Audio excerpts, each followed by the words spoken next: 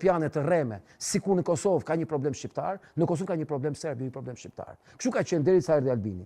Problemi në 2022 u ndryshua.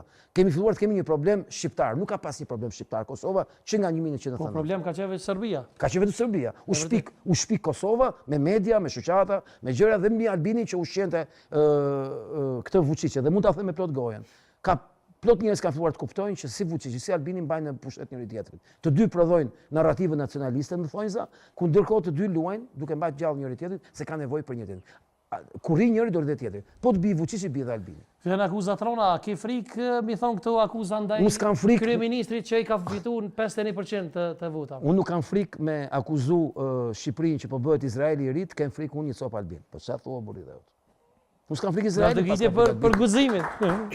Po intervistën e kemi postë një intervistë jashtëzakonshme tek studio juve atë te Pisk në Shqipëri me nëse s'ka bëj, e ki diçka po të Altin, e ki diçka Dritan Gunxhaj? Jo, është një karma e Goxhajve, jam unë, Dritan Goxhaj dhe Baki Goxhaj. Po e komponi votë. Ai djali që bëri atë veprimin e vet që u bashkua me flotën e Gazës.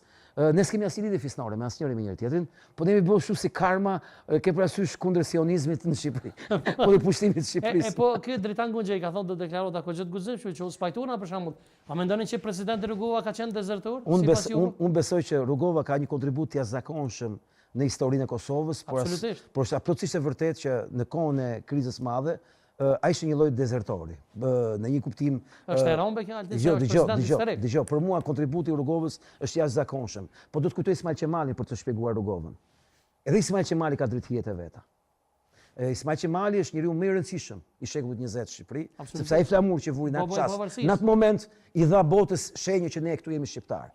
Po dhe ai ka drejtëhijet e veta, dhe ai ka historitë e veta të këqija. Për shembull, me Greqinë, dhe ai ka historitë e veta të këqija. Po ASB historia njollat e errta të Ismail Qemalit, madhështia e Ismail Qemalit, jo, e njëjta gjë për Rugovën. E vërtet, por madhështia e Rugovës është jashtëzakonshme. Po i ka përmend edhe njerëz, për shembull, kemi postë na shumë reagime që domethënë ka qenë një komandant që e ka vrarë shtorin. Besoj ke po këtu. Unë nuk i njoh personazhet, unë nuk kam njohuri. Po e ke po intervistën. Po, nuk kam njohuri, po unë një gjë kam mësuar në Shqipëri dhe këtë mund të bëhem garant me fytyrën time, me jetën time, me moralin dhe me nderin tim. Dritan Gunxhaj nuk është nga ata njerëz që gënjen, është nga njerëz më ndershëm që kam njohur në jetë. Domos nuk djali Delavia është problem, po. Është nga njerëz më ndershëm që kam njohur në jetë. Çka do të ndodh me dialogun Kosovë-Serbi sipas juve? Dialogun Kosovë-Serbi, po, a do të vazhdoja, çka do të ndodh? Që në vitin 2025 që erdhi administrata Trump ka ndryshuar historia e botës, pasi ka filluar një rend i ri të ndërtohet, i cili është shumë i rrezikshëm. Kosova i ka bërë një dëm të jashtëzakonshëm vetes në këto 6 vjet, më falë, këto 2 vjet kur bota është në tsunam, varka jon ka nevojë që të drejtohet mirë, ai ka krijuar një krizë permanente, absurde në Kosovë dhe mbi të gjitha ka vrarë personazhe, kuptimi politik të fjalës, ka vrarë personazhe që ishin shumë të shëndetshëm për si thosh një lloj koordinimi të kësaj varke, Vjosa Osmanin. Unë s'kam dashur Vjosa Osmanin. E kam akuzuar gjithmonë Vjosa Osmanin. Por Vjosa Osmani duhet ishte presidentja e Kosovës, s'duhet kishte krizë Kosova, sepse ishte i vetmi person i preferuar nga administrata. Dhe arsyeja pse Albin Kurti ka 22 vjet që bën të njëjtën gjë me Amerikën dhe rastin e Vjosës e bëri që Kosova të mos ketë një busull orientuese. Vjosa ishte një busull komunikimi ndërkombëtar në një tsunam botëror ku ka rëndësi shumë se lëviz varkën, se mund të mbytesh. Dhe në rastin konkret mund ta them me plot gojën, Kosova është në një hall të madh sepse ky tsunami i madh e ka lënë anijen e Kosovës patimonier. Jemi në rrëmuj totale.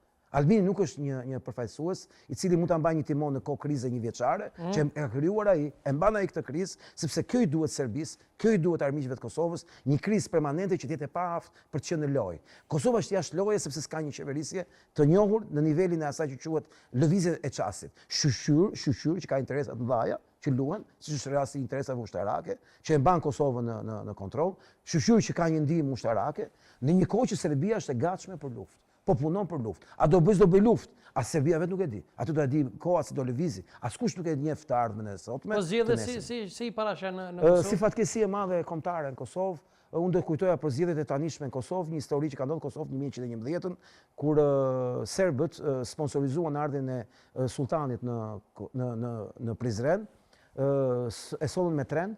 Në atë kohë se nuk e din shqiptarët e Kosovës që ka pas linje kurudhore në atë kohë, në Kosovë Stamboll.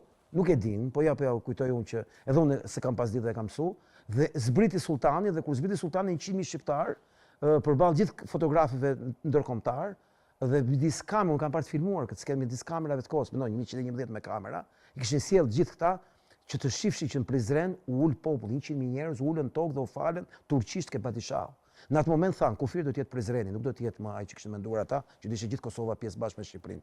Ky ishte një mallkim që i bën vetes, kur sapo i kishin varur me mira shqiptar të Kosovës kryendritje kundër perandorisë osmane, dhe ky mallkim do ta ndjekë Kosovën dhe në rastin e këtyre zgjedhjeve, ku ata do zgjedhin Albin Kurtin, do ja bëjnë vetes, po këtë do ta kuptojmë mas 10 vjetësh, kur të fillojë shpopullimi, të duket si në Shqipëri.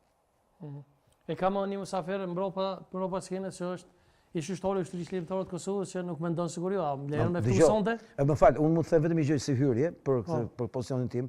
Unë besoj shumë ke liria e shprehjes, po mendoj që liria e shprehjes është një fjalë rreme. Unë besoj ke liria e dëgjimit, jo e shprehjes. Për shembull, çdo thot, unë besoj që të gjithë ne kemi drejt të dëgjojmë gjitha alternativat. Unë do të dëgjoj dhe Hitlerin çfarë thot. Absolutisht. Por ama nuk ka të drejtë fjalë Hitleri, po ka mund drejt dëgjimi për të. Pra,